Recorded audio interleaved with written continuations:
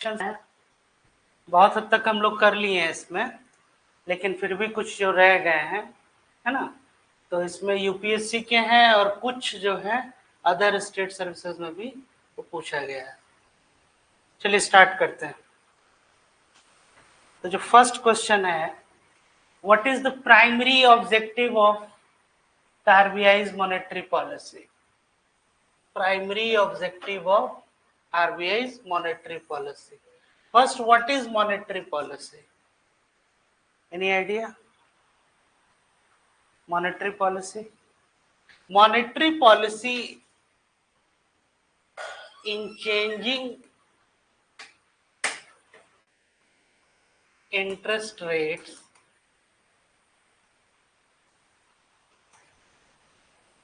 money supply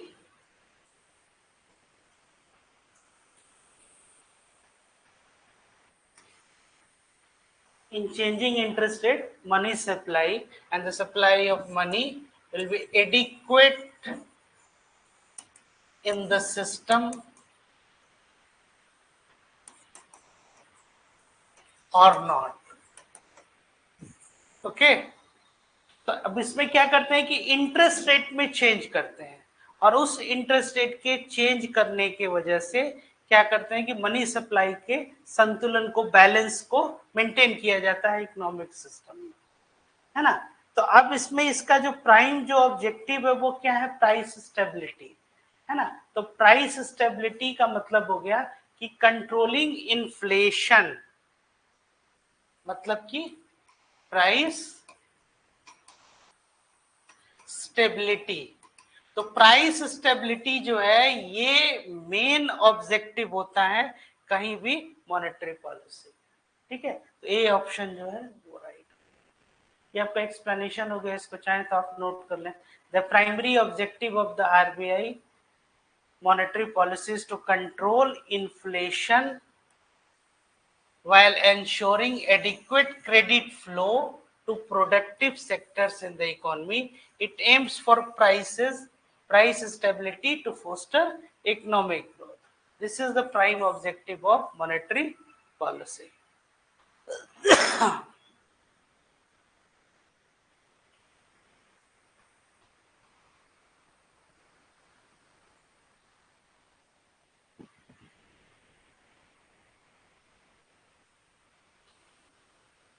ठीक है,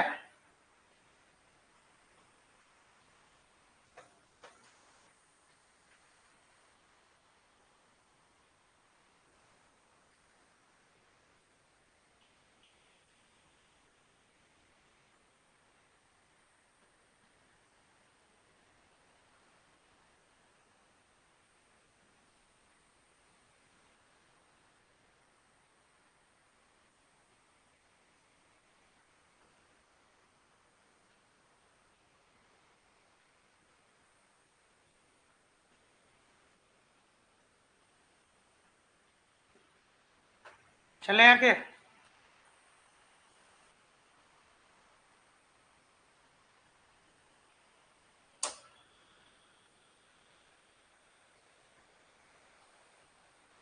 तो क्या ये कह रहा है कि प्राइस स्टेबिलिटी मतलब कि इन्फ्लेशन को कंट्रोल करना है, कैसे?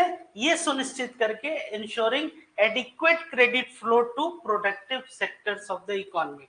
और मॉनेटरी पॉलिसी का जो डायरेक्ट प्रभाव पड़ता है वो किस पे पड़ता है? इंस्टीट्यूशंस पे। और वो इंस्टीट्यूशन जैसे फाइनेंशियल इंस्टीट्यूशंस, बैंकिंग इंस्टीट्यूशन, उसके बाद से क्या होता है? इकोनॉमी एज ए।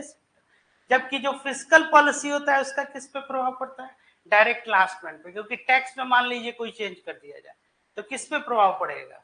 लास्ट मैन पे भी।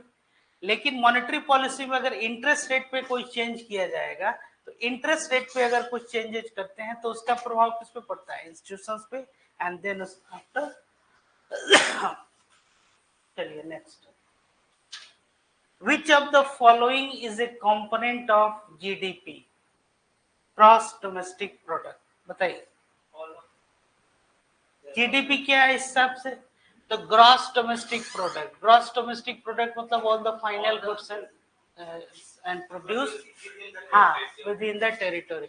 अब इसके जो कंपोनेंट है, consumer spending, yes, government spending, yes, net exports, yes. तो इसमें आंसर क्या हो जाएगा? All the above. All the options listed in the components of GDP. GDP is calculated using the formula consumer spending plus investment plus government spending plus net exports. इसको note कर लीजिए। दो questions निकल गए, आप लोग लेट कर गए। कहते हैं आप लोग PYQ सारा करने के लिए, हम कहे कि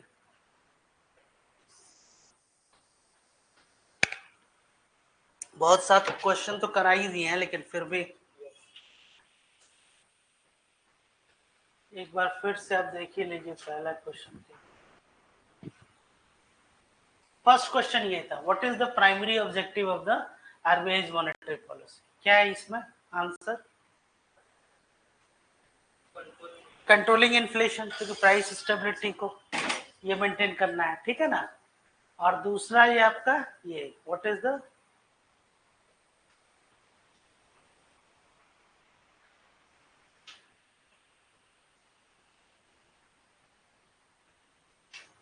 इसको नोट कर लीजिए आप लोग।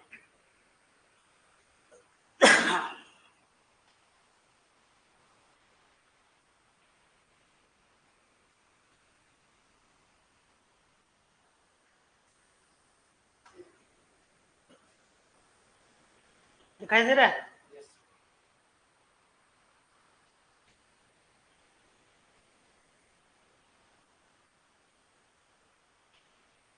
तो क्या इसमें है कि गवर्नमेंट मतलब कंज्यूमर स्पेंडिंग, मतलब कि यही C plus I plus G plus your NX net export,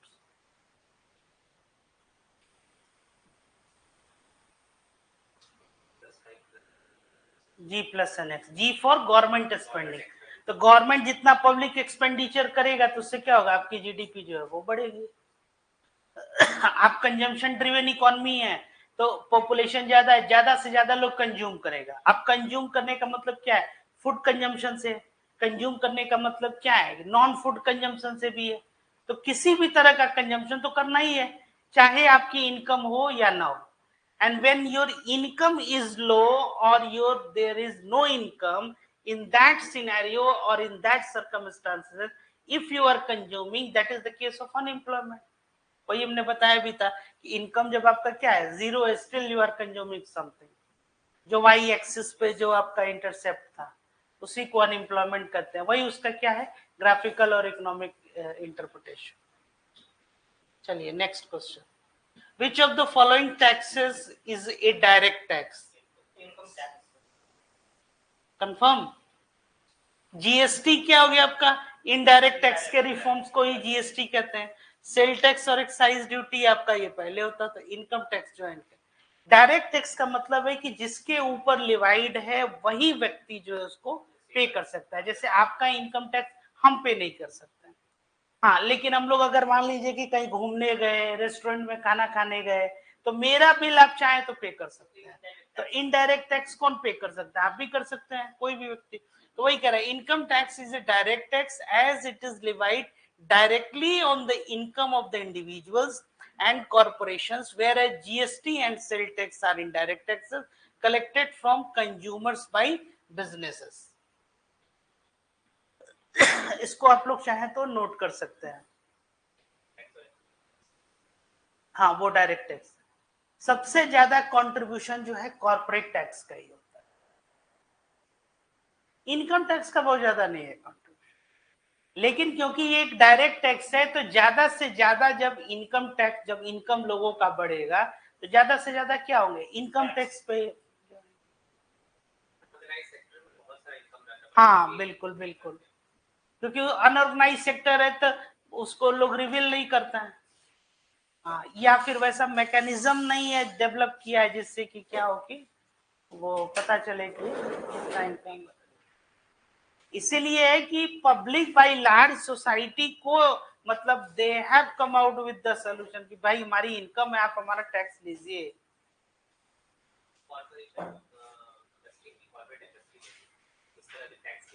हाँ, तो टैक्स इन्वेजन वो तो ये तो रहता ही है, हमेशा से ये समस्या रहेगी।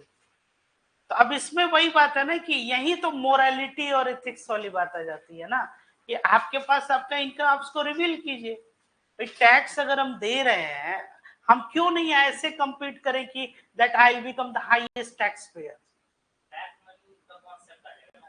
वो ठीक है, वो आप कह रहे हैं कि वो कॉन्सेप्ट है, तो मेन स्ट्रीम इन्फ्लेशन भी तो उससे बढ़ रहा है ना। अगर सब कुछ मैकेनिज्म जो आपका, अगर ये बेहतर है, आप ट्रांसपेरेंट रखेंगे। नहीं, इनकम टैक्स के रेट की बात नहीं है, सवाल ये है कि आप ट्रांसपेरेंट अगर रखिएगा सिस्टम में, आप अगर ध्यान से देखिएगा तो जो ब्लैक मनी है ये इन्फ्लेशन क्रिएट कर रहा है।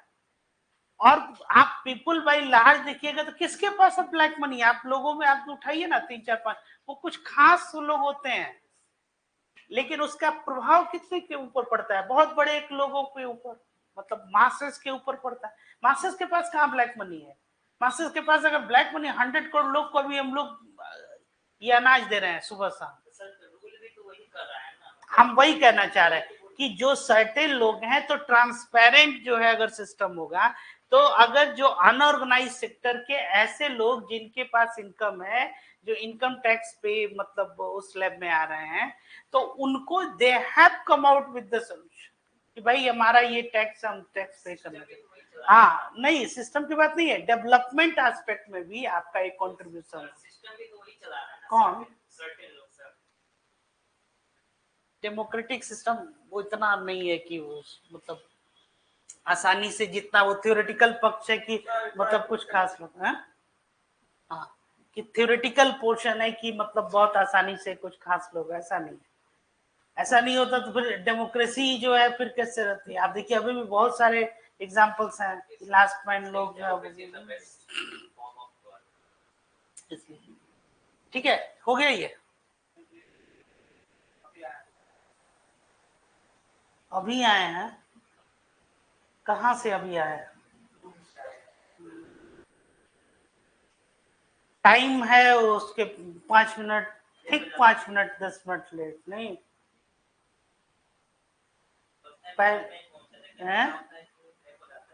क्या होता है? हाँ, नहीं लेट नहीं किए जाने में, धीरे धीरे ये हैबिट बनते चला जाता है। यार चलो 5 मिनट में क्या फर्क पड़ता है, 2 मिनट में क्या फर्क पड़ता है, 5 मिनट का फर्क दिखिएगा जब एग्जाम देने जाइएगा तो। आजकल गेट बंद कर दे रहा है, बहुत स्ट्रिक्ट हो गए लोग। यहाँ तक कि केसेस तो ये भी दिखा रहा था न्यूज़पेपर में, कई जगह हमने देखा, या इवन यूट्यूब पे भी कुछ वीडियो है कि सड़क के इस तरफ जो लोग चाय पी रहे हैं ना, चाय पी के और जो एग्जाम देने जा रहे हैं, and they are not allowed. हाँ,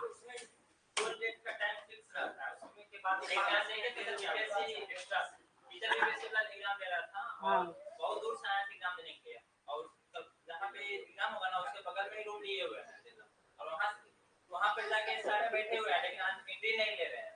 जब बंद हो गया तब एंट्री ले रहे हैं, तो बिना दिहाड़ी है सर। हाँ, उसी का छूटता है प्लेटफॉर्म पे रखा है ना। तो बताइए इतना सब, हाँ, इतना सब जानने के बाद भी आप लोग लेट पहुंचते हैं, तो फिर तो उस थियोरेटिकल नॉलेज का क्या मतलब है? सर ये क्या करता है ना, जब 2 मिनट रहता है ना तो बोलता है कि हमको पहुंचा दो, अब जब चलते रहता है थोड़ा सा तो दौड़ के आगे पकड़ता है।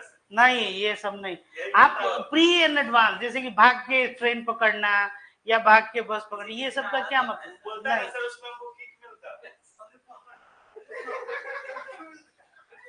किक मिलता है, यस सर, मजा आता है, ऐसे आराम चुरा के बैठने में मजा नहीं आता, दौड़ के पकड़ने में मजा आता है।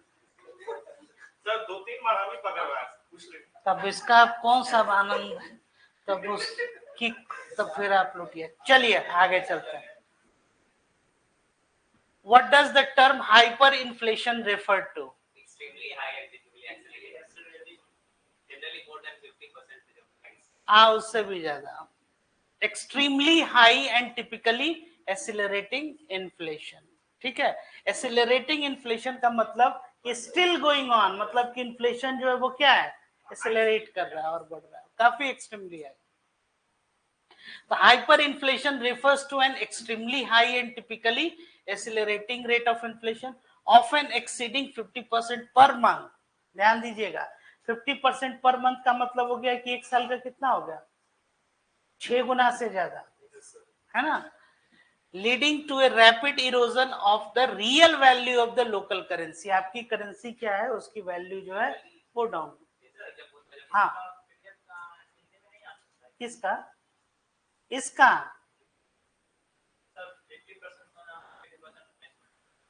अब इसका हिंदी कैसे करेंगे फिर, हिंदी और डिफिकल्ट हो जाएगा।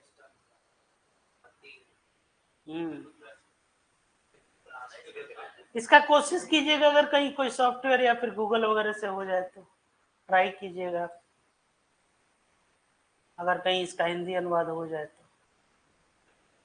हाँ, ये प्रयास कीजिएगा, ये आपको एक होमवर्क दिया जा रहा है।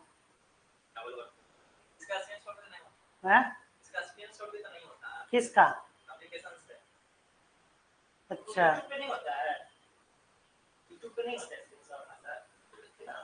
जैसे इसको आप नोट किए और नहीं, इसी को आप गूगल या जीटॉक से या ऐसे भी इसका चाहे तो अपन हो जाएगा। हाँ, हिंदी पे वो, हाँ हिंदी तो आ ही जाता है, जो बोल भी रहे हैं ना, या जो इंग्लिश में भी जो टर्म है वो नीचे जो स्क्रिप्ट पे तो लिखा ही जाता है, सब टाइटल जो है। हाँ, कहीं भी आपको, आपके ही मोबाइल में होगा, वो हर जगह एप्लीकेशन है कॉमन में, सब टाइटल जो आ जाता है। हाँ, एक बार ट्राई कीजिएगा उसमें तो हिंदी में आ जाएगा। हाँ, आइए, मोस्ट वेलकम।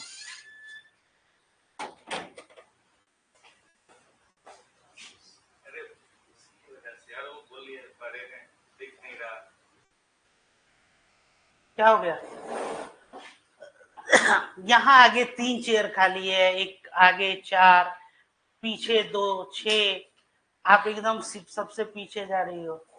सबको बैठने मना करता है, तब आप बैठते हैं तो दिखता है। हाँ, तो वहां बैठे हैं तो पीछे को नहीं। हाँ ठीक है, तो चूंकि उनकी हाइट है तो उसमें अब ये सब एडजस्टमेंट आप लोग कर लीजिए, इसमें कौन सी बड़ी बात। ठीक है, ये क्लियर हो गया हाइपर इन्फ्लेशन। चलिए next, which of the following describes a recession. Recession किसको कहते हैं,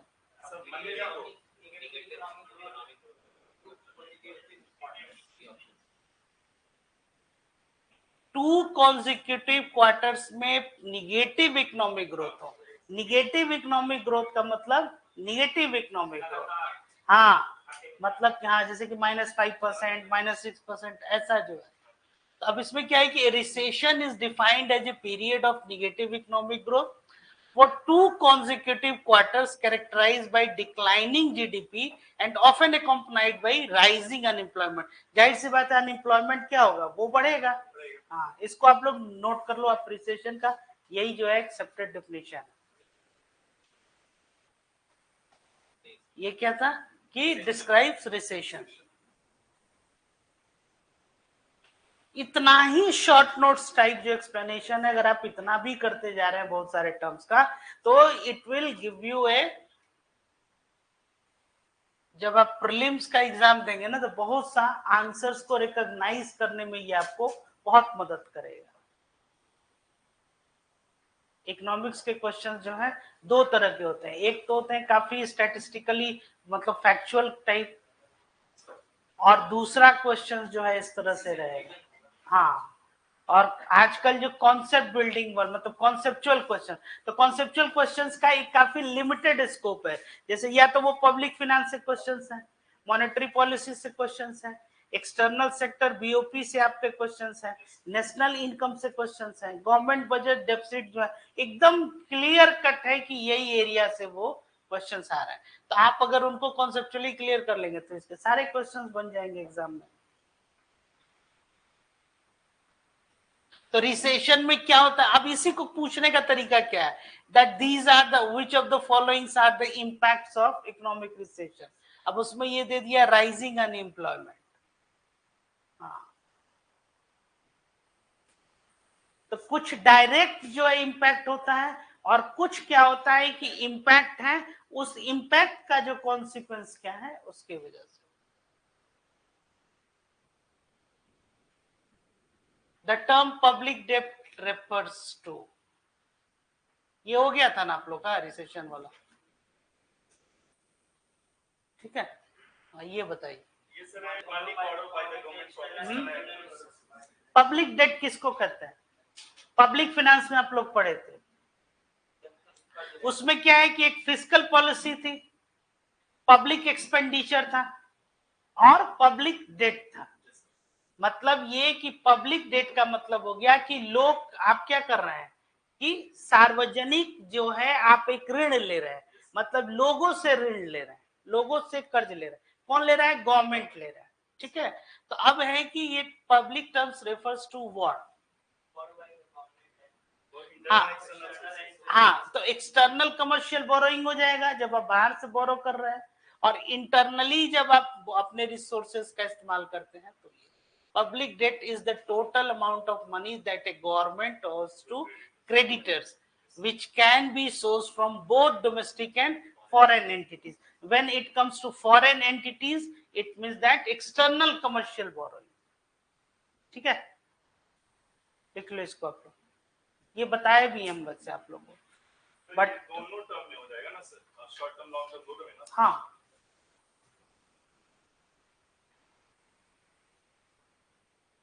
नॉर्मली जनरली मतलब शॉर्ट टर्म के लिए लेते हैं, लॉन्ग टर्म का मतलब हो गया 12 मंथ से ज्यादा।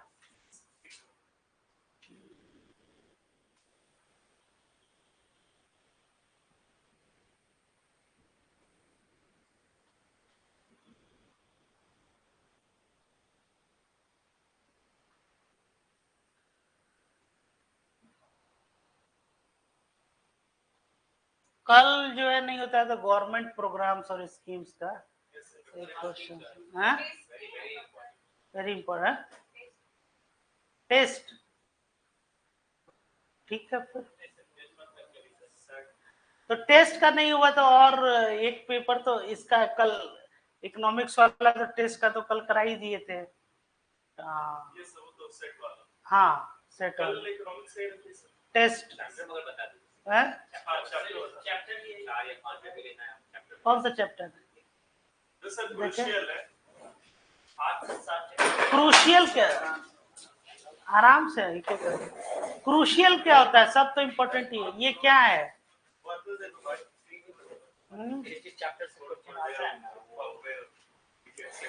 ये ट्रेंड बताए हुए है, तो जरूरी थोड़ी कि यही फॉलो करेगा। तो मतलब 5 साल 6 साल से तो यही लिमिटेड चैप्टर है। हाँ, तो अब इसमें अब आप देख रहे हैं कि इंडियन एग्रीकल्चर से ज्यादा, तो इसमें तो लगभग हम लोग कर ही दिए हैं।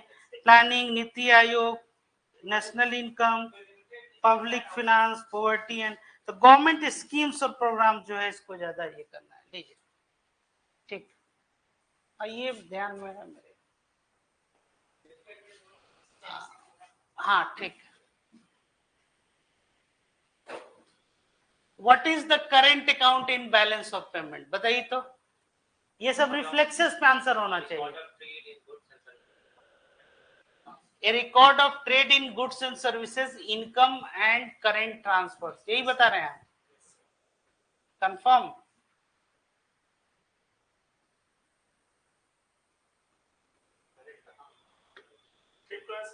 Current account, capital account, official reserves, है ना, या फॉरेक्स रिजर्व्स जिसको कहते हैं। So the current account in the balance of payments records trade in goods and services, income and current transfers, reflecting a country's foreign trade and investment income. ठीक है। और current account का क्या component होता है? एक्सपोर्ट माइनस इंपोर्ट, और export जब आपका ज्यादा हो रहा है तो क्या उसको कहते हैं? तो उसको कहते हैं कि करेंट अकाउंट सरप्लस में, मतलब कि नेट एक्सपोर्ट आपका ये, और अगर इंपोर्ट ज्यादा हो रहा है, एक्सपोर्ट कम हो रहा है, तो वो फैक्टर क्या हो जाएगा? नेगेटिव हो जाएगा। तो हम लोग कहते हैं कि करेंट अकाउंट डेफिसिट है। और जब करेंट अकाउंट भी डेफिसिट में है और फिस्कल डेफिसिट भी है, तो इन दोनों को कलेक्टिवली कहते हैं twin deficit in your economy. है ना, मतलब कि ट्विन डेफिसिट मतलब कि आपका फिस्कल डेफिसिट भी है और करेंट अकाउंट डेफिसिट भी है। ठीक है, हो गया। What is the primary role of the World Trade Organization? To promote free trade and resolve the trade dispute. Loan provide नहीं करता है? नहीं सर, ट्रेड ऑर्गेनाइजेशन और इन्वायरमेंट पॉलिसीज को सपोर्ट नहीं करता? ट्रेड को प्रमोट करता है, ज्यादातर ट्रेड को प्रमोट करता है और ट्रेड डिस्प्यूट। हाँ, the primary role of the WTO is to promote free trade by regulating international trade agreements and resolving disputes between member countries. ठीक है, क्लियर है? Which of the following is an example of fiscal policy?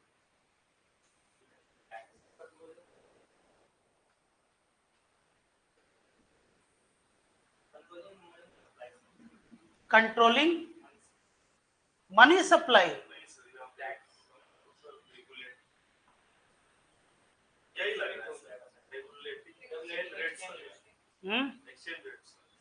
Fiscal policy किसको कहते हैं?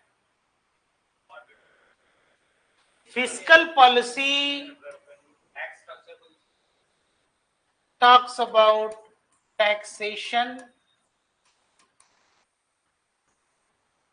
and public expenditure. ये fiscal policy. Monetary policy क्या था?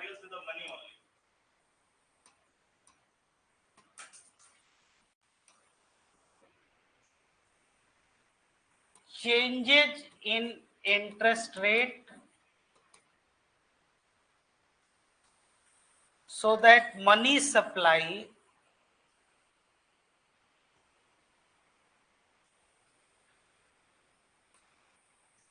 should be adequate in the economic system, ये बताया जा रहा है। तो अब इसमें इंटरेस्ट रेट में कोई भी चेंजेस करते हैं तो वो क्या होता है? वो मॉनेटरी पॉलिसी होता है। और फिस्कल पॉलिसी में क्या करते हैं? टैक्स सिस्टम या फिर पब्लिक एक्सपेंडिचर पे कोई चेंज करते हैं तो ये करते हैं।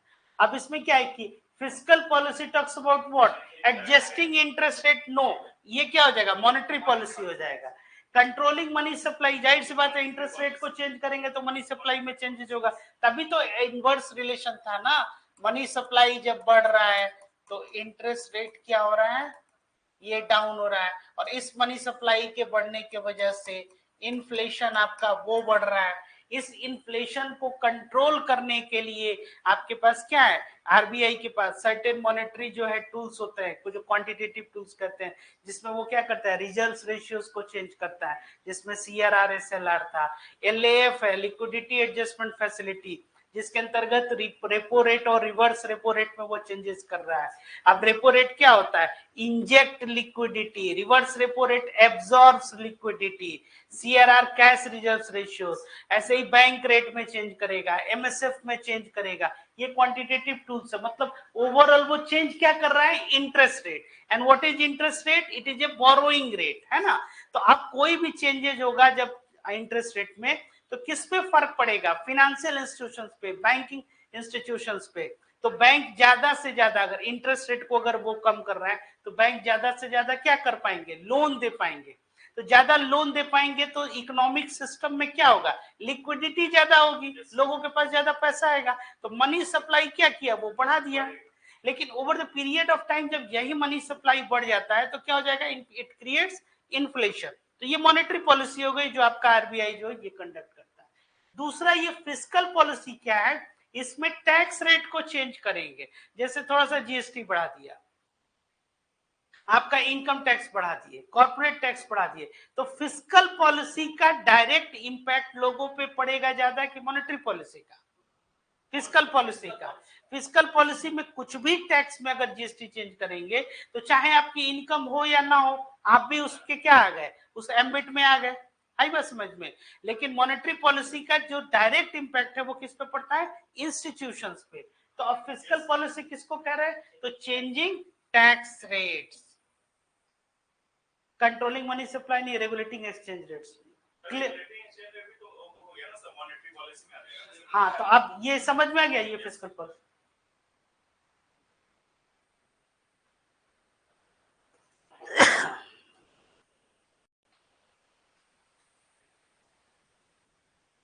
ये देखिए, changing tax rates is an example of fiscal policy which involves government decisions regarding spending and taxation to influence the economy. वही हमने जो बताया अभी आपको, it talks about taxation system and public expenditure.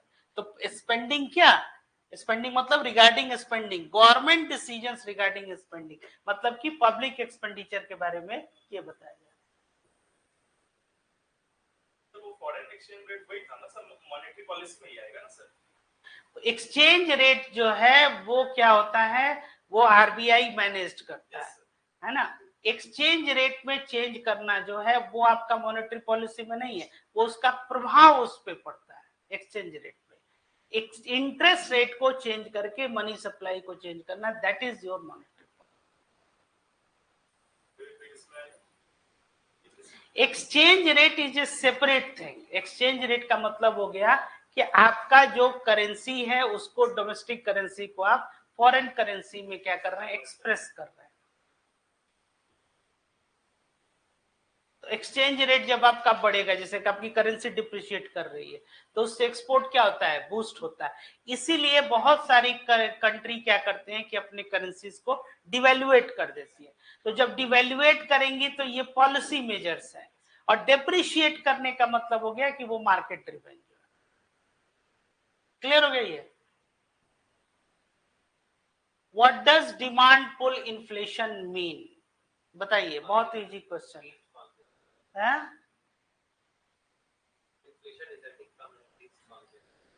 Inflation resulting from increased consumer demand. Inflation due to government policy, inflation caused by currency devaluation, inflation caused by rising cost of production. कौन सा होगा? Demand pull inflation पहले कहते किसको, ये बताइए। Consumer की demand price बढ़ना, प्राइस किस चीज का डिमांड बढ़ेगा उसका तो प्राइस बढ़ेगा ना, तो that is called demand pull inflation. क्या सर? जैसे चीज का मांग बढ़ेगा तो उसका रेट तो ऐसे ही ऑटोमेटिक बढ़ जाएगा, क्योंकि अवेलेबल तो मार्केट में नहीं ना रहेगा, लिमिटेड है ना सर, प्रोडक्शन लिमिटेड है। और कोई एग्रीगेट डिमांड के कितने, कौन कौन से कंपोनेंट होते हैं? अभी देखे आप लोग पीछे, सी plus I plus G plus N x, कोई भी कंपोनेंट इसका बढ़ेगा उसके वजह से डिमांड पुल इन्फ्लेशन होगा। अगर कंजम्पशन बढ़ रहा है तो कंजम्पशन बढ़ रहा है मतलब कि क्या है कि गुड्स का डिमांड बढ़ रहा है, तो प्राइस उसका जब बढ़ेगा ऑटोमेटिक, तो वही डिमांड पुल इन्फ्लेशन होता है। कॉस्ट पुश इन्फ्लेशन का मतलब जो फैक्टर्स ऑफ प्रोडक्शन हैं, जो कॉस्ट हैं, उनका प्राइस बढ़ रहा है। जैसे लेबर कॉस्ट बढ़ जाना, वेजेज बढ़ जाना, सैलरी बढ़ जाना, रॉ मटेरियल्स का दाम बढ़ जाना, ये कॉस्ट पुश इन्फ्लेशन है। डिमांड पुल इन्फ्लेशन, अगर इन्वेस्टमेंट बढ़ रहा है आपकी इकोनॉमी में तब भी इन्फ्लेशन बढ़ेगा, that is called demand pull inflation. Public expenditure अगर ज्यादा हो रहा है तब भी डिमांड पुल इन्फ्लेशन बढ़ेगा। समझ में आ रही है बात? मतलब कि डिमांड ड्रिवन इकोनॉमी है, कंजम्पशन बेस्ड इकोनॉमी है, तो कंजम्पशन जब बढ़ेगा तो क्या हो जाएगा, आपका इन्फ्लेशन बढ़ेगा। वही तो कह रहे हैं। तो डिमांड पुल इन्फ्लेशन क्या है? Inflation resulting from increase consumer demand. और इन्फ्लेशन का सीधा मतलब ही तो वही होता है ना सर। यही demand pull inflation occurs when aggregate demand in an economy outpaces aggregate supply leading to increased prices. तो एग्रीगेट डिमांड के कंपोनेंट क्या है? वही C plus I plus G plus N X जो आप लोग पढ़ते हैं। ठीक है, इसको नोट कीजिए, सब भूल गए आप लोग।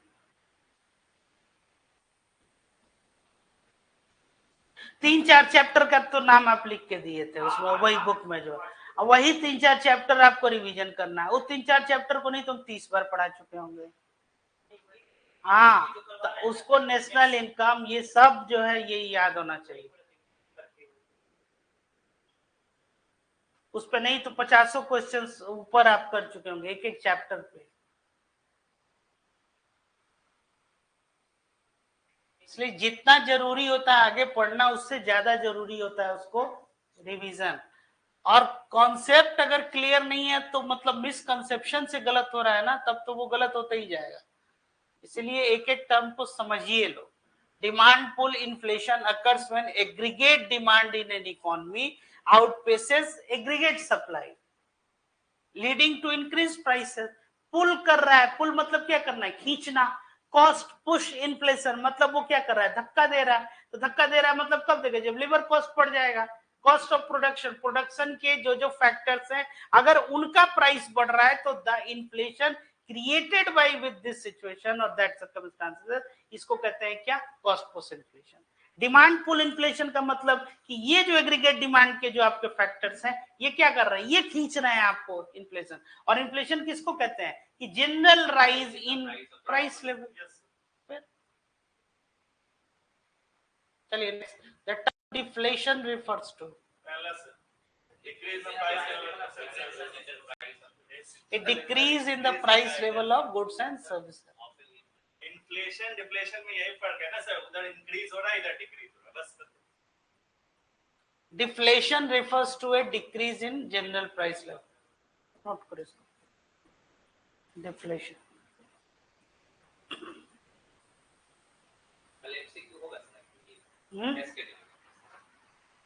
कल का कल देखेंगे क्या है सर। सारे चैप्टर का ऐसा ही करा है क्या? जितना भी सब करा चुके हैं। इकोनॉमिक्स का हाँ, कोई चैप्टर छूटा नहीं है आपका। इस तरह से हो गया।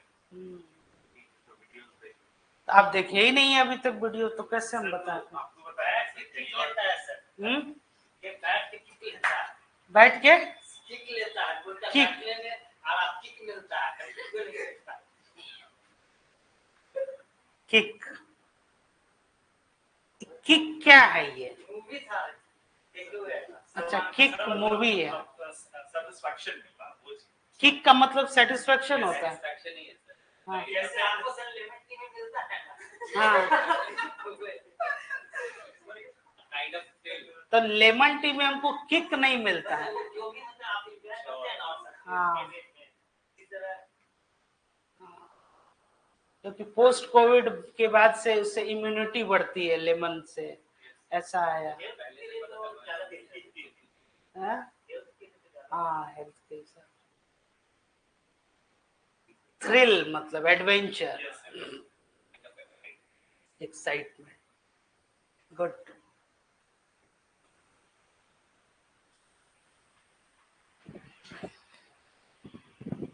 ठीक है, चलिए ये आइए, what is the role of SEBI?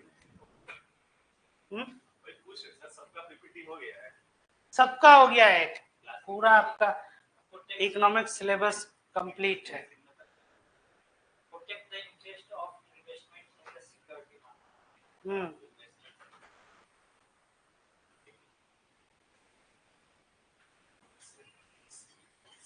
ये बताइए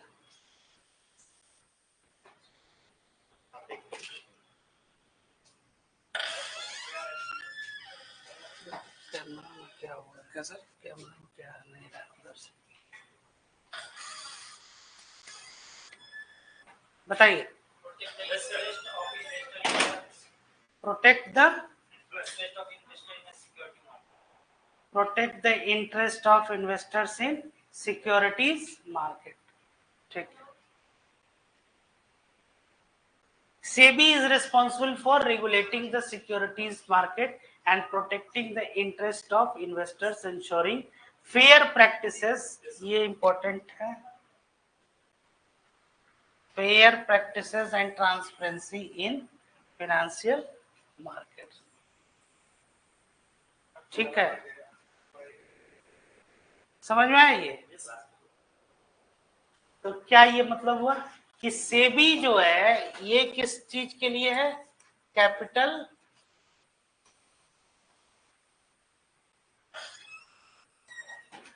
मार्केट या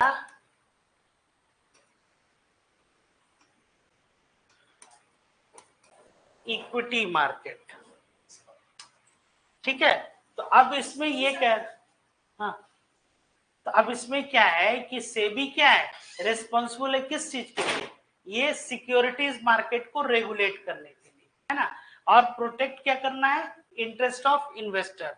और जो आप इसमें देखिएगा ये इन्वेस्टर्स का जो प्रोटेक्शन है उसमें क्या ये बताता है, तो अब उसमें ये बता रहा है कि जो आपका ट्रांसपेरेंसी, और कोई भी आप देखिएगा फाइनेंशियल इंस्टीट्यूशंस में इन्वेस्टिंग, बोरोइंग और लेंडिंग, ये तीन तरह के यही एक्टिविटीज जो हैं ये होती हैं। तो जो आपका इन्वेस्टिंग जो आपका एक्टिविटी है ये आपको प्रोटेक्ट कौन करता है, आपका सेबी ये करता है, इन्वेस्टर्स का।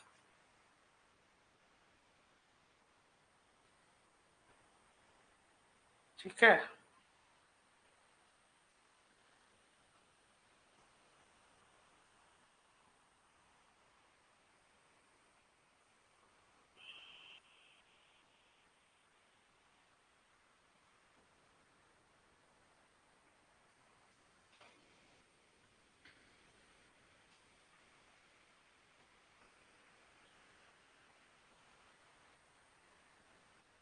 तो ट्रांसपेरेंसी होनी चाहिए उसमें। चलिए, which of the following best describes crowding out, ये बताए भी हैं पहले भी। Crowding out,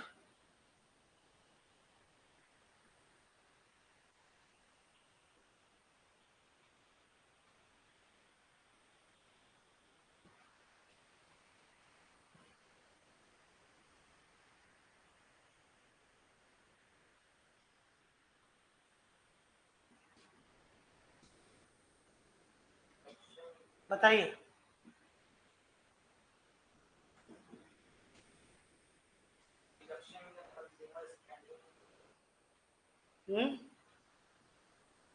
reduction in consumer spending due to high taxes, यही कह रहे हैं, है? और कोई व्यू? क्राउडिंग आउट, इसको नोट कीजिए आप लोग। हाँ, occurs when increased government borrowing leads to higher interest rates, which can reduce private investment due to less available capital. ये जो है आपका first one, increased government borrowing. अब ये क्या कर रहा है कि गवर्नमेंट की बोरोइंग जो है, सरकार जो है इतना ज्यादा क्या कर रही है, वो कर्ज ले रही है, इससे क्या हो जाएगा, हाँ,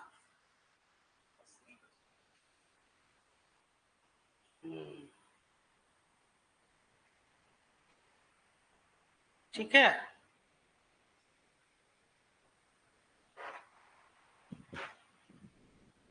क्लियर हो गया। इसको क्या बोलते हैं, क्राउडिंग आउट। क्राउड मतलब क्या होता है, भीड़, तो भीड़ से अब क्या हो गए, बाहर हो गए। तो क्राउडिंग आउट कब हो जाइएगा, तो इंक्रीज गवर्नमेंट बोरोइंग, गवर्नमेंट क्या कर रही है, ज्यादा बोरो कर रही है, leads to higher interest rate, इससे क्या हो जाएगा, इंटरेस्ट रेट आपका बढ़ जाएगा, which can reduce private investment due to less available capital. बिल्कुल खराब है।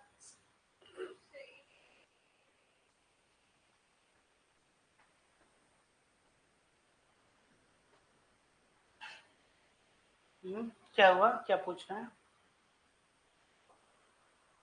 नोट कर लीजिए उसको।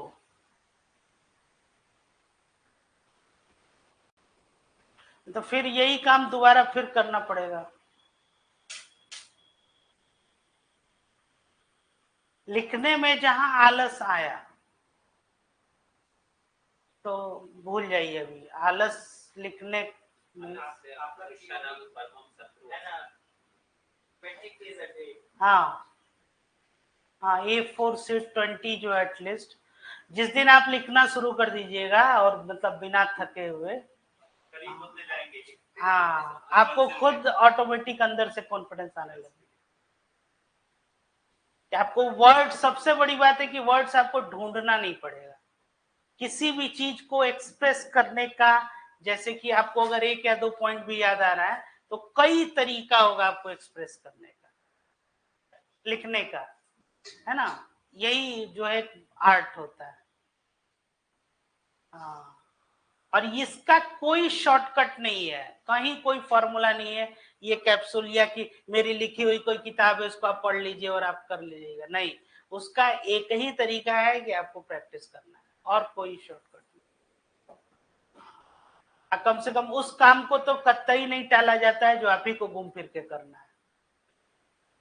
हाँ, अगर आपका काम है ये अगर कर दें कोई और कर दे तो उसको टाल सकते हैं, आप ही को करना है। नोट्स किसको बनाना है? आप ही को बनाना है। एनसीईआरटी किसको पढ़ना है? स्कूल बुक जितना ये फंडामेंटल आप ही को करना है। करंट अफेयर्स किसको अपडेट करना है? आप ही को करना है। तो वो काम तो कभी नहीं टालना चाहिए जो आप ही को करना है।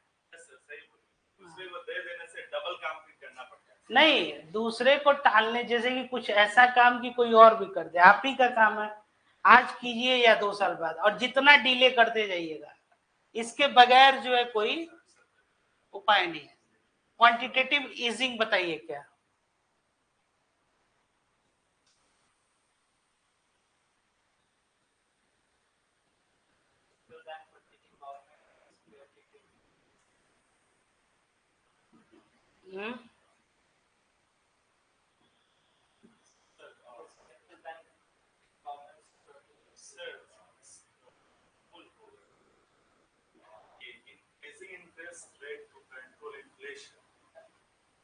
बताइए।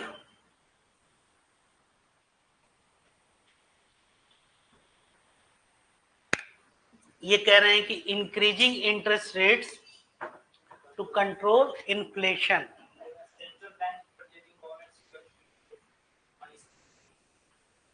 Quantitative easing is a monetary policy where a central bank purchases government securities to increase the money supply and encourage lending and investment.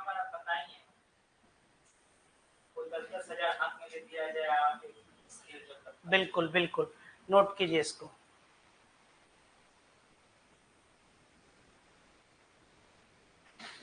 दो लाइन का है सबका एक्सप्लेनेशन, बस उसको कितना लगेगा?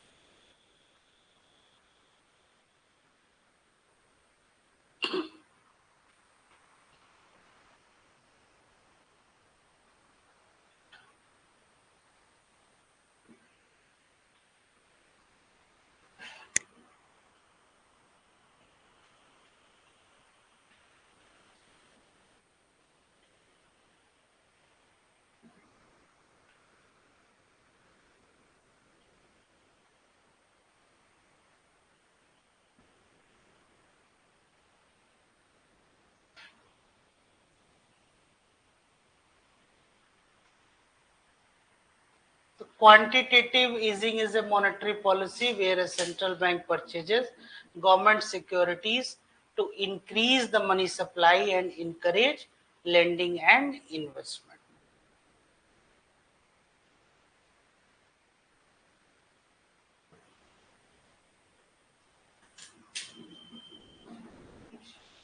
Which of the following is a consequence of high inflation? बताइए। और इंक्रीज इंक्रीज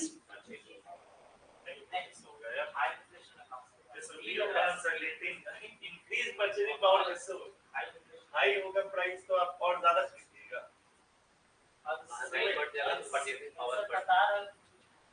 अनसर्टेनिटी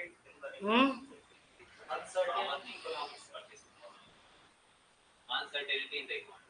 अमन राज बोल रहे हैं बी ऑप्शन। अच्छा जी,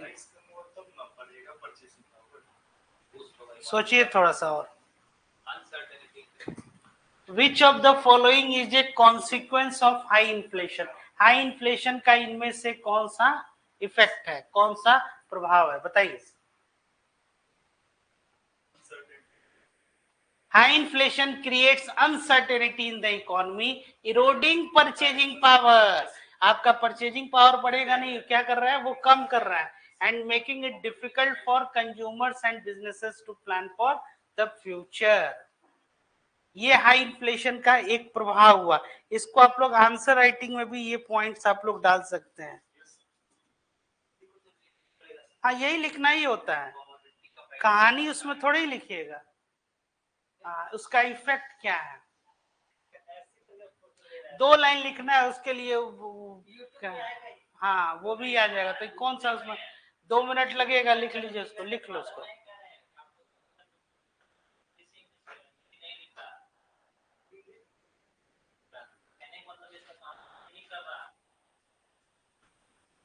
इस पे ये गूगल वगैरह पे देखिएगा कहीं ट्राई करके, ट्रांसलेट कर देगा, गूगल ट्रांसलेट आता है, उसका हो जाएगा।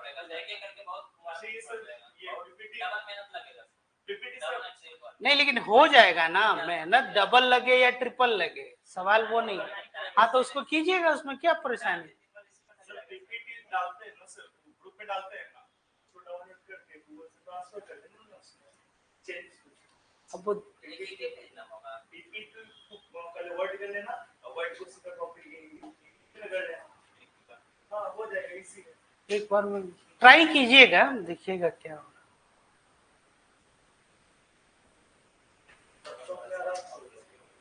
तो हाई इन्फ्लेशन क्या करता है, it creates uncertainty in the economy, eroding purchasing power, मतलब आपके परचेजिंग पावर को वो खत्म करता है, and making it difficult for consumers and businesses to plan for the future.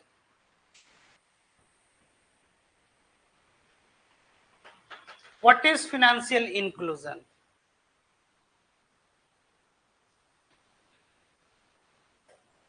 Ensuring access to financial services for all, especially low income.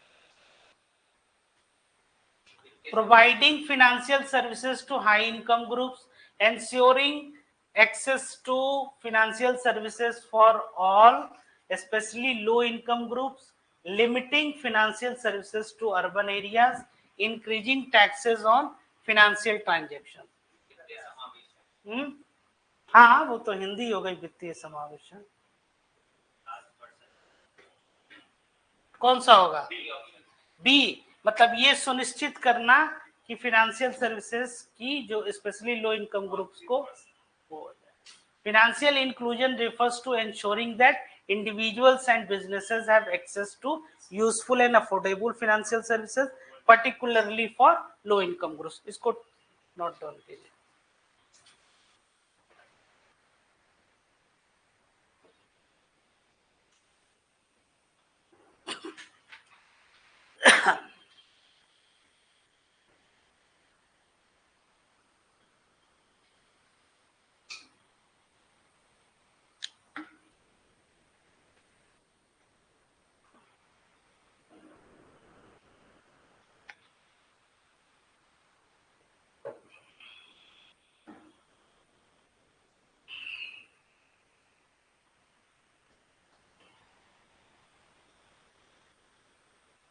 Financial inclusion को आप ऐसे भी कह सकते हैं दैट राइट टू बैंक।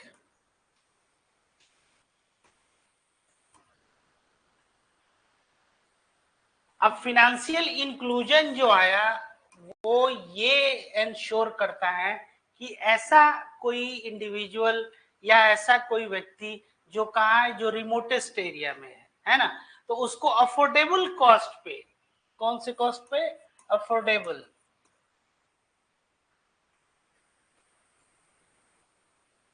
वो सारी सुविधाएं उसको क्या हो, उपलब्ध हो।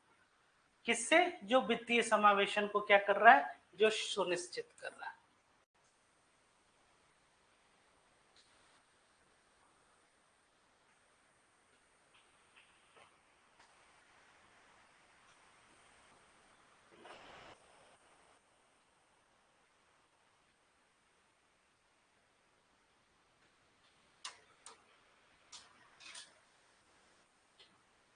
ठीक है, चले आगे। Which of the following is a feature of a mixed economy? Coexistence of private and public sectors. Confirm? या complete government control? Complete government control है तो इसका क्या मतलब है? और नो रेगुलेशन ऑफ मार्केट्स का मतलब हो गया laces fair. Only private ownership का क्या मतलब हो गया? Capitalism. A mixed economy features the coexistence of both private and public sectors, combining elements of capitalism and socialism to balance market freedom with government intervention. ठीक है, मतलब कि दोनों एग्जिस्ट कर रहा है,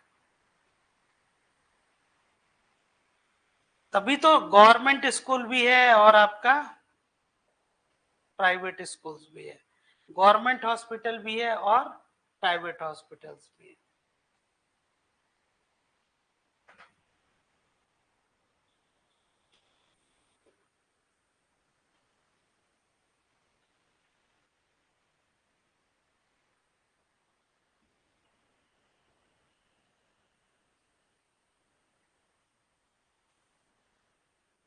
ठीक है, what is the significance of the repo rate? काफी इजी क्वेश्चन।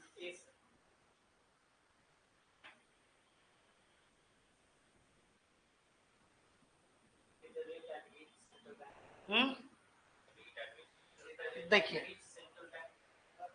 रेपो रेट जो है आपका, ये LAF जो है लिक्विडिटी एडजस्टमेंट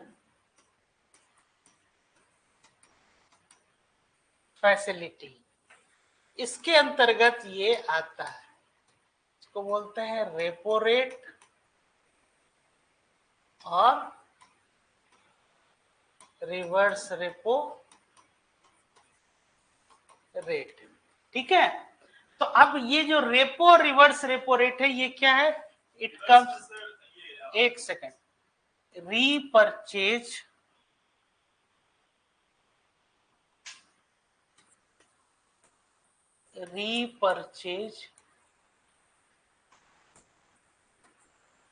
एग्रीमेंट इसको बोलते हैं। मतलब कि आपने क्या किया कि कोई एक सामान को खरीद लिया और फिर कहा कि इसको आप रखिए, जब जरूरत होगी तो आप हमको क्या कीजिएगा, हम आपसे फिर ले लेंगे उसको। ठीक है, तो अब इसमें है कि जब रेपो रेट का मतलब हो गया कि RBI lends money to commercial bank, scheduled commercial banks against the securities, और रेपो रेट का क्या मतलब हो गया कि inject liquidity. Reverse repo rate का यहां हो गया एब्जॉर्ब्स लिक्विडिटी। ठीक है, तो अब जैसे मान लीजिए कि एक नॉर्मल क्वेश्चन आता है कि which rate a higher, repo rate और reverse repo rate. Always repo rate जो है वो क्या होगा, वो हायर होगा।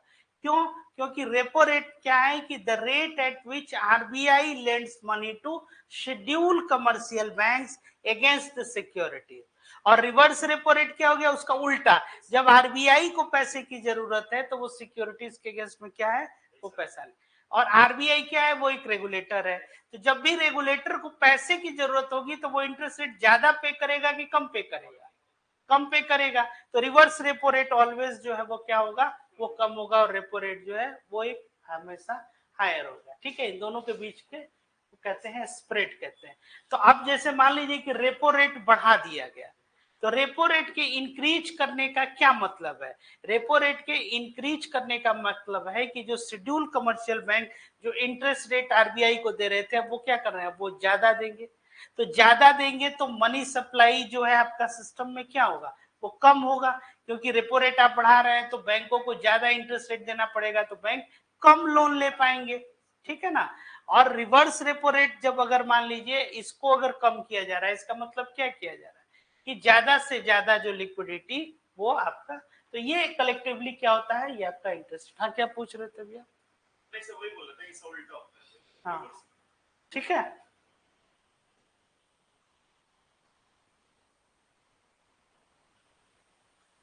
तो क्या हो गया, the repo rate is the rate at which central bank lends to commercial banks, influencing overall interest rates in the economy and helping to control inflation. चलिए इसको नोट कर लीजिए।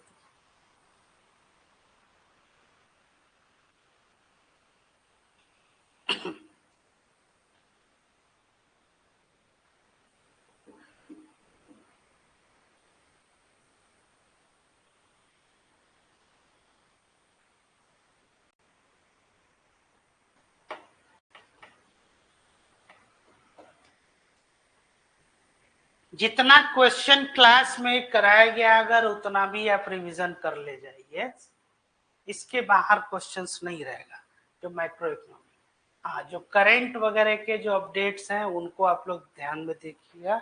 जैसे नॉर्मली जो रिपोर्ट सूचकांक जो इस तरह से जो आते हैं, हाँ, उसका एक आप लोग ये, या और भी जो कंटेम्प्रेरी जो है उसमें भी आप देखिएगा। तो जैसे एग्रीकल्चर सेक्टर का कितना कंट्रीब्यूशन है, सबसे ज्यादा जो एक लिस्ट बना लीजिए कि व्हीट प्रोडक्शन कितना है ना, मेज का प्रोडक्शन कितना है, राइस का कितना है, एमएसपी जो लेटेस्ट हो वो कितना तय किया गया, यही सब है। इसके बाहर कहीं कुछ नहीं, ओवरऑल इसके बाहर क्वेश्चन रहेगा, स्कोप ही नहीं बनता है। हाँ, गवर्नमेंट स्कीम्स, हाँ। इसके बाद भी आप लोग कोशिश कीजिएगा कि इकोनॉमिक सर्वे, खासकर जो अगर आपको बिहार का जहां तक बात है, उसके इम्पोर्टेंट जो है स्टार्ट में एक समरी टाइप दिया रहता है, या कुछ और चैप्टर है उसको आप कर सकते हैं, या अपना जो ये मतलब नॉर्मल जो इकोनॉमिक सर्वे जो आपका है उसको भी आप लोग ये कीजिए, हाँ, उसको पढ़ने की एक हैबिट जो है डेवलप कीजिए। Which of the following best describes monetary policy, start में भी क्वेश्चन था आपको।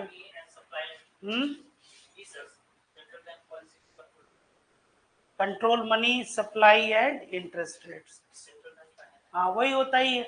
Monetary policy involves the central banks policies to control the money supply and interest rates aiming to achieve economic objectives like inflation control and growth. तो अब ये क्या बात करता है monetary policy, price stability and economic growth. पहला question क्या था, what is the primary objective of monetary policy, है ना, फर्स्ट क्वेश्चन जो आज जो हम लोग किए हैं। और ये क्या बता रहा है कि विच of the following best describes monetary policy. ठीक है, चलिए नेक्स्ट, इसको नोट कर लीजिए, नोट करना चाहें तो।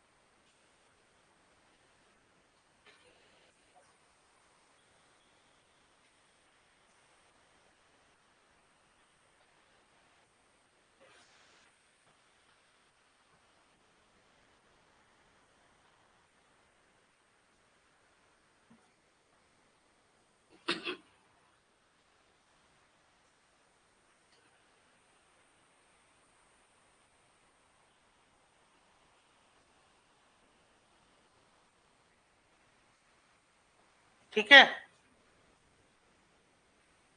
चलिए, what does the term capital flight refer to, ये शायद आप लोग के लिए नया होगा, लेकिन इसके विषय में भी बताया हुआ है।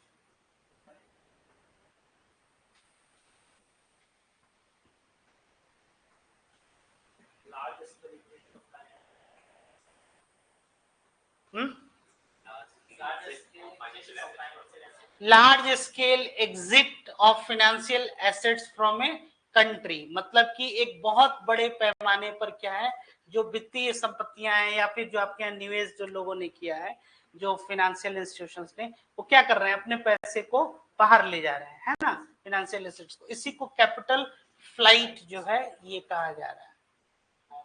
यही है, capital flight refers to the large scale exit of financial assets from a country often due to economic instability or political uncertainty।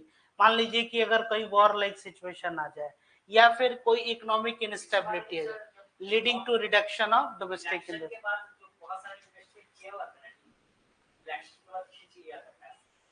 हाँ तो उसमें यही लोगों को ये लगा कि मतलब कि एक अनसर्टेनिटी, ऐसा नहीं कोलिशन गवर्नमेंट फॉर्म कर जाए तो क्या होगा, पॉलिसी को लेके कहीं कोई चेंजेज आ जाए। हाँ तो जहां भी पॉलिटिकल अनसर्टेनिटी होगी या इकोनॉमिक इनस्टेबिलिटी होगी, है ना, जैसे मान लीजिए कि आपका फिस्कल डेफिसिट बहुत बढ़ गया कंट्री का, तो कौन आप क्या इन्वेस्ट करेगा आपकी कंट्री में? जैसे हमको आरओआई रिटर्न ऑन इन्वेस्टमेंट मिलना चाहिए ना। मेरा पैसा, कोई भी आदमी है कि मेरा पैसा सेफ नहीं है, तो बाहर के जो निवेशक हैं आपके यहाँ निवेश कर रहे हैं, उनको अगर ये लगे कि इनस्टेबिलिटी है, पॉलिटिकल इनस्टेबिलिटी है, तो कोई क्यों आएगा?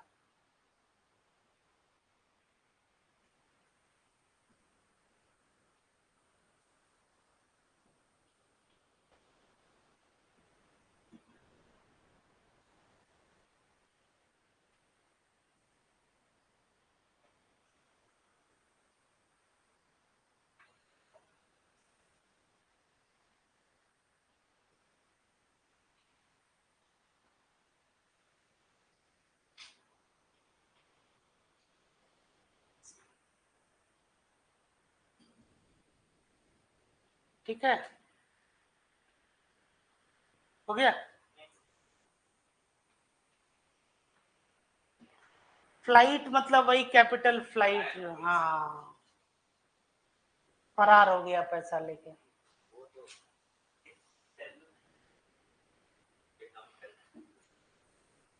ड्रेन ऑफ वेल्थ वो एक दूसरा कॉन्सेप्ट है। नहीं, वो एक अलग कॉन्सेप्ट है, वो एक कॉलोनियल एक्सप्लॉयटेशन से था, कि मतलब कि वो एक प्लान्ड वे में यहाँ से क्या कर रहे थे, धीरे धीरे रॉ मटेरियल्स को, और यहाँ की जो इंडस्ट्री है उसको क्या किया गया, खत्म। जो आप लोग को इंडस्ट्री और इंफ्रास्ट्रक्चर जो चैप्टर पढ़ाए थे उसमें बताया, टेक्सटाइल, कॉटन, या और भी बहुत सारे, जैसे आपके जो आपका ये हैंड, स्पेशली जो वेबर होते थे यहाँ पे, हाँ, हैंड क्राफ्ट।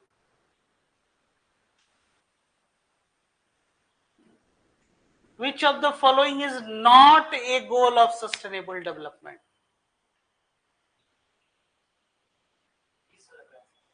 कौन? क्यों? इकोनॉमिक ग्रोथ होता है,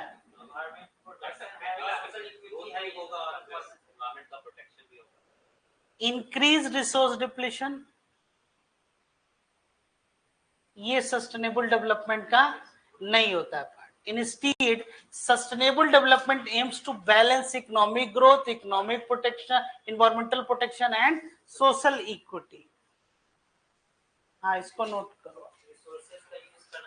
हाँ, ताकि कैरिंग कैपेसिटी और इस जनरेशंस को जो है वो मिले, इसके साथ साथ जो है फ्यूचर जनरेशंस के लिए भी आप संभाल के रखें।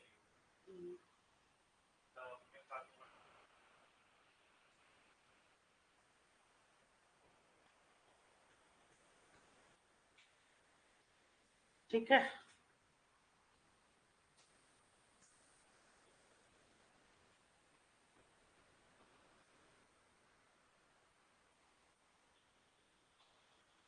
क्या है?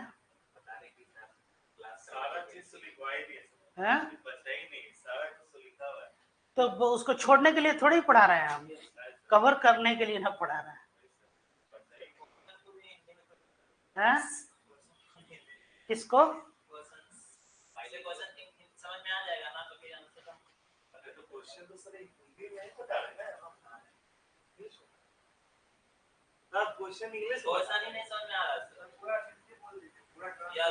पूरा हिंदी नहीं, उनकी बात तो हम समझ ही रहे हैं, मतलब आपका क्या उसमें, अच्छा नहीं, उनकी बात तो हम समझ गए। ठीक, आप इसको प्रयास कीजिएगा जो आप कह रहे हैं। हाँ,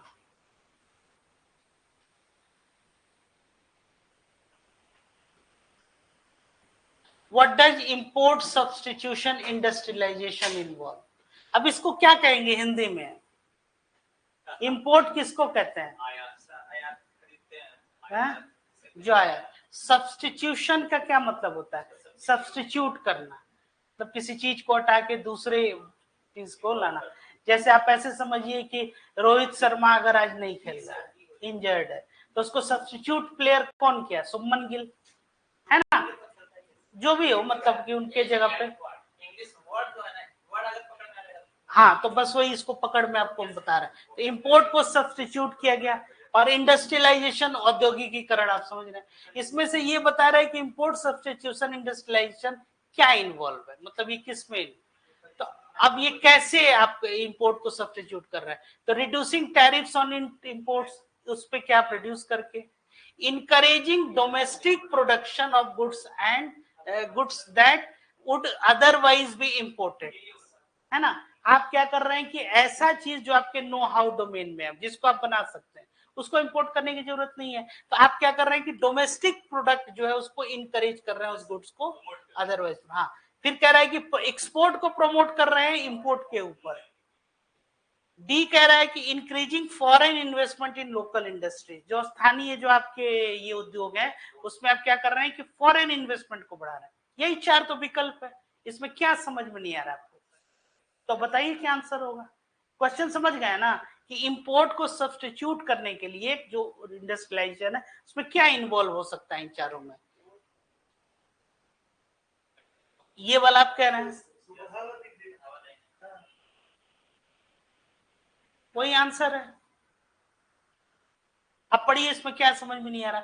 import substitution industrialization involve encouraging domestic production, मतलब जो आपका घरेलू जो आपका उत्पादन है जो गुड्स का, उसको क्या कर रहे हैं आप? प्रोड्यूस, उस प्रोडक्शन को क्या कर रहे हैं? बढ़ा रहे हैं। To reduce reliance on imports, जो आयात आप कर रहे हैं, आयातित जो आपके पास वस्तुएं हैं उनपे आपकी क्या हो? निर्भरता कम हो, है ना? उस पर reliance on, often through protective tariffs and government support. और कैसे ये करते हैं? तो गवर्नमेंट जो है उस पर टैरिफ जो है ये प्रोटेक्ट करती है या जो सपोर्ट करती है। इसी तरह से इंपोर्ट को सब्स्टिट्यूट करते हैं हम लोग, ठीक है। एक है इंपोर्ट को सब्स्टिट्यूट करना, दूसरा है कि एक्सपोर्ट को प्रमोट करना। एक्सपोर्ट को प्रमोट करना कि जो आपके यहाँ के जो गुड्स है उसको आप क्या कर रहे हैं? उसको बढ़ावा देना। तीसरा क्या था, जैसे कि मेक इन इंडिया। तो मेक इन इंडिया क्या था आपका कि come and make in India, यही मैन्युफैक्चर कीजिए, रॉ मटेरियल्स का इस्तेमाल कीजिए, यहाँ एम्प्लॉयमेंट जनरेट कीजिए और उन गुड्स को क्या कीजिए आप इंडिया के बाहर एक्सपोर्ट कीजिए। तो क्या हमको मिला? तो हमारे यहाँ रॉ मटेरियल्स जो है, तो रिसोर्सेज जो है उनका हमने क्या किया? यूटिलाइजेशन किया। एट द सेम टाइम क्या कि एक एम्प्लॉयमेंट जनरेशन हुआ। तीसरा एस्पेक्ट है कि उसको हमने जब एक्सपोर्ट किया तो जो हमारे पास जो फिर पैसा जो कैपिटल आएगा कहाँ आया? इनसाइड आपके यहाँ आया। तो आपको तीन उसमें बेनिफिट हो गया।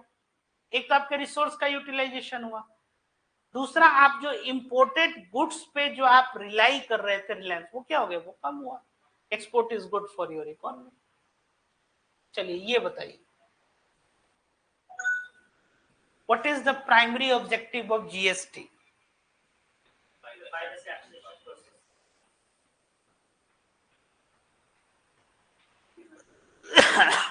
और कोई?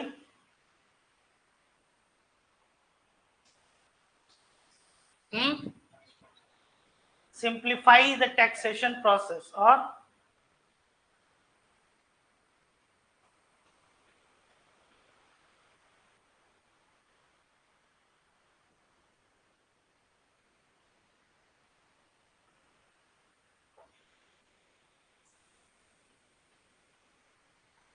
बताइए।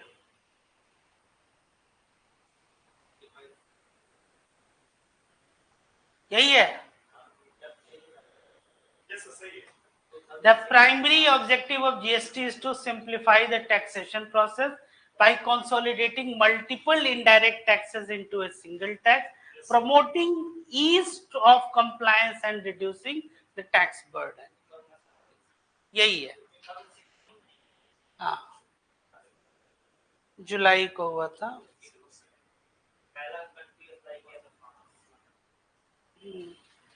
फ्रांस है, ऑस्ट्रेलिया है, कनाडा। सर वो पहले क्या था ना कि मतलब बहुत ज्यादा टैक्स था ना सर, वैट हो गया, हाँ, तो उसी को रिफॉर्म को सिंप्लीफाई किया करके टैक्स 5 से 6 तरह का टैक्स सारा इनडायरेक्ट टैक्स को एक में ले लिया।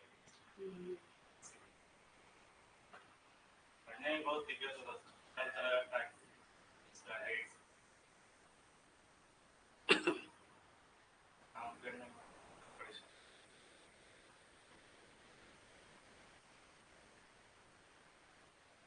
हो गया।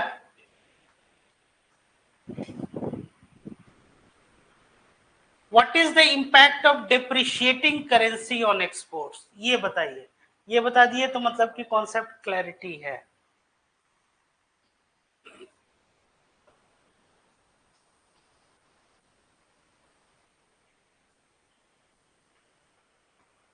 Exports become more expensive, exports become cheaper for foreign buyers, no impact on exports, exports decrease। तो फॉरेन बायर्स के लिए अगर चीपर हो गया, अगर आप करेंसी डिप्रिशिएट कर रही है तो एक्सपोर्ट, तो इससे क्या होगा कि आपका एक्सपोर्ट बढ़ेगा कि कब होगा?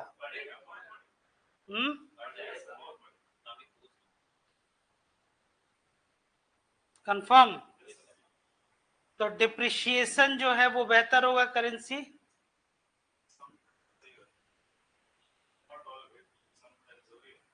ए depreciating currency makes exports cheaper. इसको नोट कर लीजिए, इसको नोट कर लीजिए, क्वेश्चन इससे जरूर रहेगा definitely, there is no doubt कि क्वेश्चन नहीं रहे। हाँ, ये स्टेटमेंट में पूछ सकता है, किसी ऑप्शंस में पूछा जा सकता है, दो क्वेश्चंस को क्लब करके पूछा जा सकता है। तो आपको हर एक परिस्थिति के लिए तैयार रहना।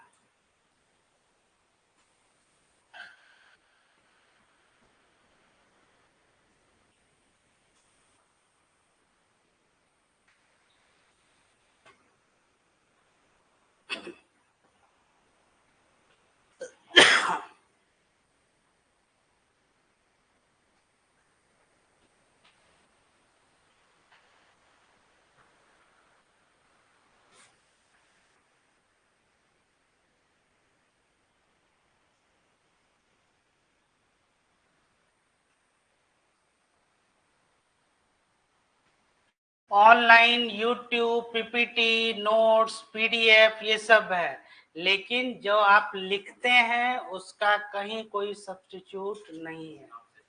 हाँ, वो तैयार रहता है, प्लस जैसे ही आप लिखते हैं वो सीधे दिमाग में आपका, अगर थोड़ा सा कंसंट्रेट कीजिएगा तो हो जाएगा।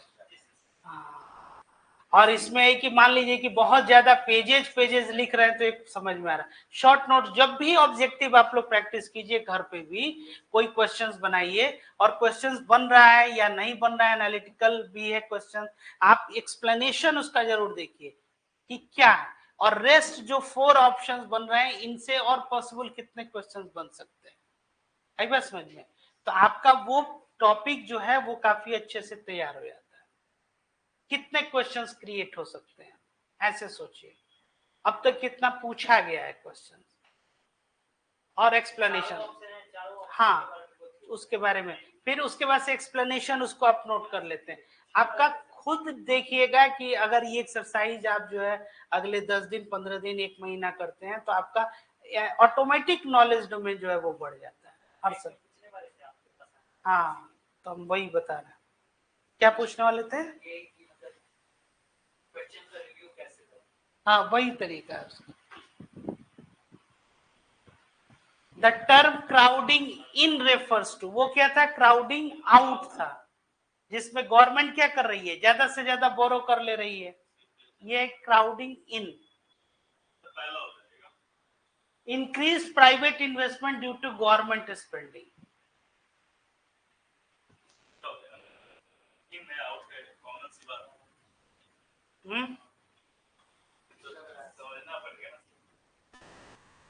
सोचिए, प्राइवेट इन्वेस्टमेंट को घटा रहता है, यहाँ पे वो चीज होगा, प्राइवेट इन्वेस्टमेंट को बढ़ावा देते हैं, तो अपना गवर्नमेंट करेंगे।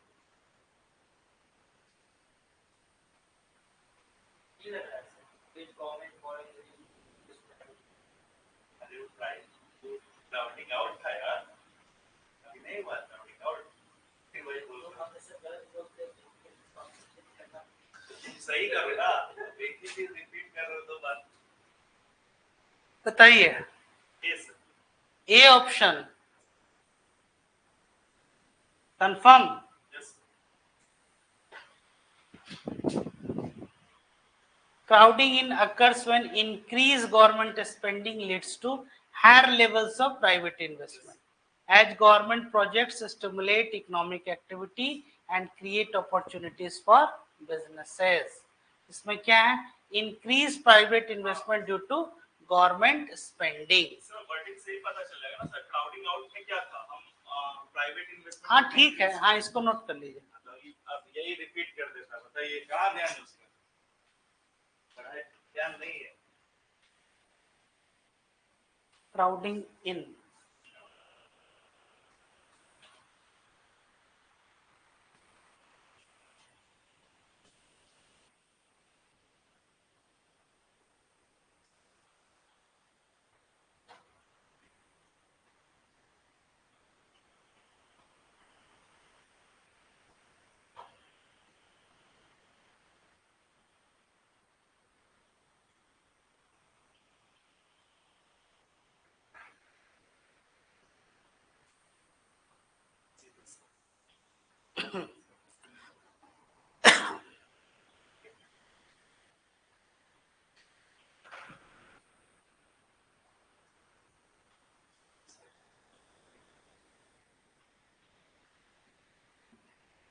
ये कह रहा है कि higher levels of private investment as government project stimulate economic activity and create opportunities for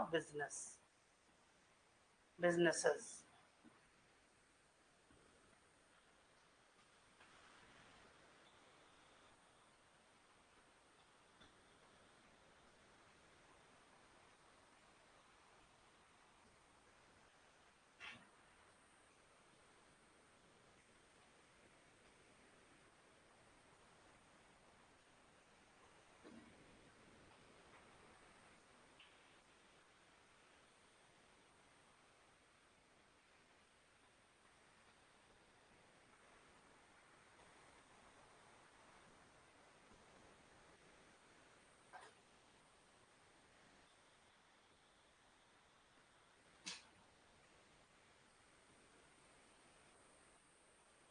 ठीक है,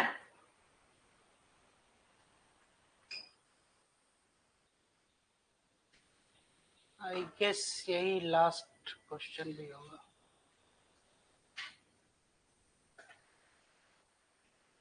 कि क्या पावर कट हुआ है?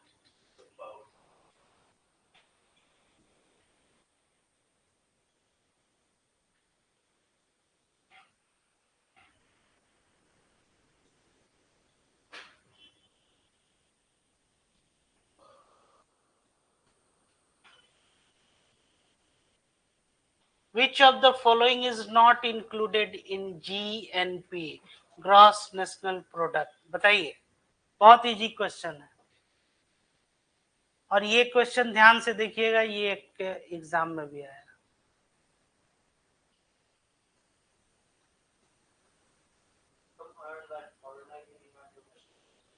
Income earned bye foreigners in the domestic economy, ये नहीं है।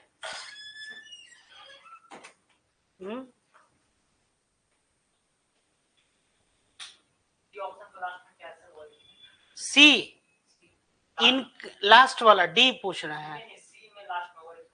Working abroad, income earned by citizens working abroad,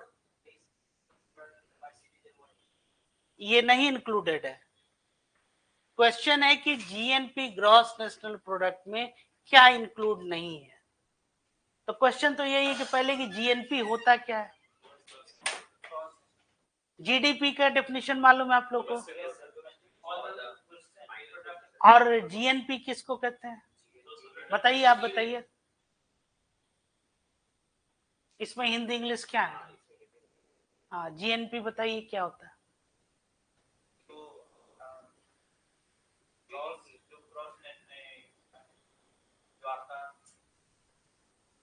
GDP बता दीजिए कौन सा सही आंसर है? D B, income earn by foreigners in the domestic economy, ये जीएनपी में इंक्लूड नहीं होता है, ये आप लोग कहना चाह रहे हैं। According to me, according to you क्या होता है? सबके हिसाब से कैसे चेंज होगा सबका? मेरे हिसाब से ये बाकी सब अपना अपना रिव्यू दे रहे हैं ना। मेरे हिसाब से क्या होता है, जीएनपी का एक एक्सेप्टेड डेफिनेशन है। जीडीपी में सर जो यहाँ के इंडियंस हैं बाहर में कमा रहे हैं उसको ऐड किया जाता है, बट जो फॉरेनर है जो यहाँ पर आके कमा रहे हैं उनको नहीं ऐड। यस सर, ये बात है। जीडीपी प्लस को जीएनपी बोलते हैं सर। जीडीपी को ही, हां, इंडियन जीडीपी को नहीं, जीएनपी। जीडीपी पर आकर यहाँ पे कम कर रहे हैं और जीडीपी प्लस इसमें ऐड किया जाता है। GNP includes the total income earned by residents of a country, regardless of where it is earned. It excludes income earned by foreigners within the domestic. ऐसे भी थोड़ा सा आप लोग को दिमाग सोच लगाना था, सोचना था। एक सेकेंड, ऐसे भी सोचना चाहिए। एक सेकेंड, थोड़ा सा ऐसे भी सोचना चाहिए। वर्ड क्या लगा हुआ है? Gross national. नेशनल मतलब राष्ट्रीय, तो जो आपके यहाँ के लोग हैं। और डोमेस्टिक, उसमें क्या ना वर्ड है? Gross domestic. डोमेस्टिक मतलब कि घरेलू। अब चाहे जो भी व्यक्ति यहाँ पे काम कर रहा है, दैट इज कॉल्ड डोमेस्टिक। अब ग्रॉस से जब नेट पे जाते हैं तो डेप्रिसिएशन हटाते हैं, और जब नॉमिनल से रियल पे जब आप जाते हैं तो इन्फ्लेशन को हटाते हैं। सिंपल चीज है, कई बार इसको बताया। क्लियर है? नॉमिनल से रियल में जाते तो क्या करते हैं? इन्फ्लेशन को एडजस्ट करते हैं। ये बताइए, ये क्लियर हुआ कि नहीं? हैं? जीएनपी क्लियर है ना ये? हाँ। ये सब चैप्टर का अगर ये कॉन्सेप्ट नहीं क्लियर हो रहा है ना, तो बहुत मुश्किल है, क्योंकि इतना पढ़ने का फिर कोई मतलब नहीं है। What is the effect of a recession on unemployment? अभी हम थोड़ी देर पहले भी बताए थे। Unemployment remains unchange. B option आप बता रहे हैं? हाँ, सी अनएम्प्लॉयमेंट इंक्रीजेज, मतलब कि रिसेशन का अनएम्प्लॉयमेंट पे क्या इफेक्ट पड़ रहा है? तो अनएम्प्लॉयमेंट इंक्रीजेज, यही कहना चाह रहे हैं आप? ड्यूरिंग ए रिसेशन, अभी थोड़ी देर पहले ही बताए थे। Economic activity slows down, leading to reduced demand of labour. This typically results in increased unemployment as businesses may lay off workers or halt hiring. है ना? इसको नोट कीजिए।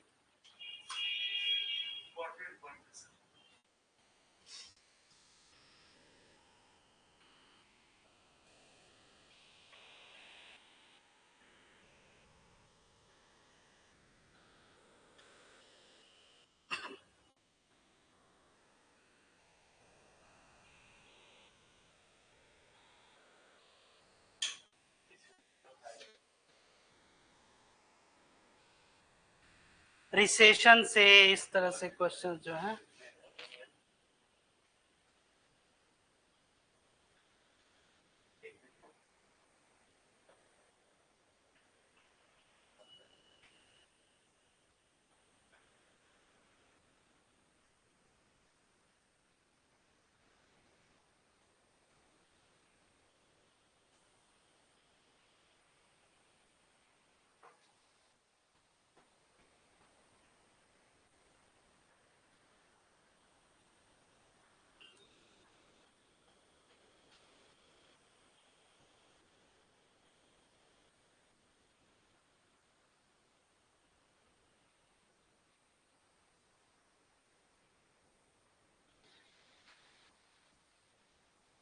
ठीक है?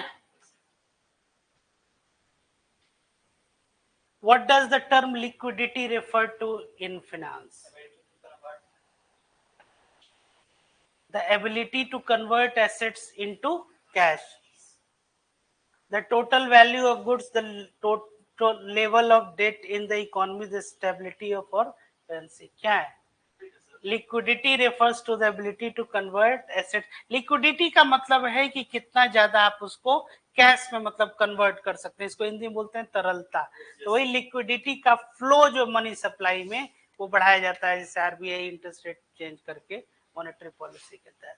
तो इसमें क्या है कि एसेट्स को कितना क्विकली आप कन्वर्ट कर देते हैं कैश में without losing its value, loss of value. Cash is considered the most liquid asset, real estate is less liquid. जैसे यही बिल्डिंग है, अब इसको हमको लिक्विडेट करना है, तब इसको हमको क्या करना होगा, बेचना होगा। अब ऐसा तो हम नहीं कर सकते इसका आधा जो है पोर्शन हम बेचेंगे, जब बेचेंगे तो पूरी बिल्डिंग मतलब ये पूरा आपका फ्लोर जो है वो बेचना है। तो अब इसको लिक्विडेट करने में क्या है वो समस्या आती है। कैश एक ऐसा आपका इंस्ट्रूमेंट है, एक ऐसा एसेट्स है, कैश से चाहे तो आप रियल एस्टेट भी खरीद सकते हैं, कैश से चाहे तो गोल्ड भी आप कर सकते हैं, है ना। तो कैश को कन्वर्ट, इसलिए उसको क्या बोलते हैं, कैश ज्यादा लिक्विड एसेट्स। ये बताइए what does supply side economics focus on,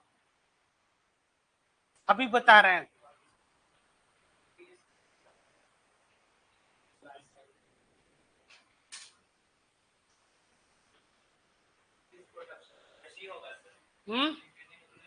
Increasing production and investment. Supply side economics focuses on increasing production and investment as a means to stimulate economic growth. It advocates for lower taxes and less regulation to encourage businesses to invest. और demand side क्या हो जाएगा, जिसमें consumption का price जो है, और ये क्या है, ये सप्लाई साइड मतलब कि जहाँ फैक्टर्स ऑफ प्रोडक्शन जो है वो आपके इंपॉर्टेंट हो जाते हैं। समझ में आ रही है बात ये, इसीलिए प्रोडक्शन और इन्वेस्टमेंट का ये सप्लाई साइड। हाँ लिख लीजिए।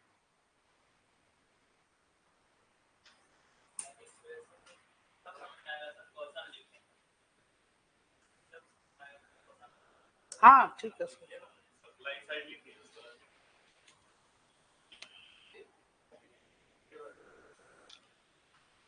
वैसा कोई बहुत डिफिकल्ट टर्म नहीं है, आप थोड़ा सा प्रयास कीजिएगा ना।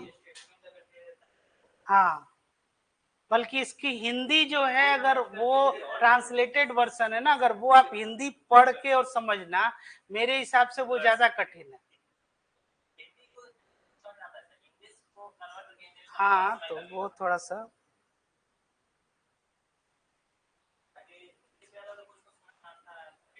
हाँ जी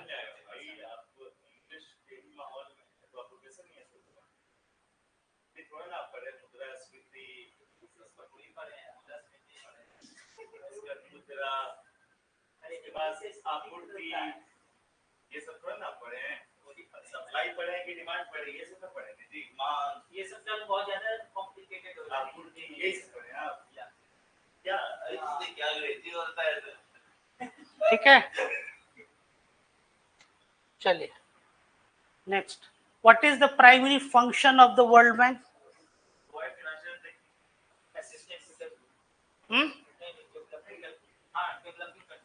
क्या developing country? B option, provide financial and technical assistance to developing countries. Good. The primary function of the World Bank is to provide financial and technical assistance to developing countries for development projects that are expected to improve their economic prosperity. चलिए यही last question है और यहीं पे इसी note पे conclude किया जाए।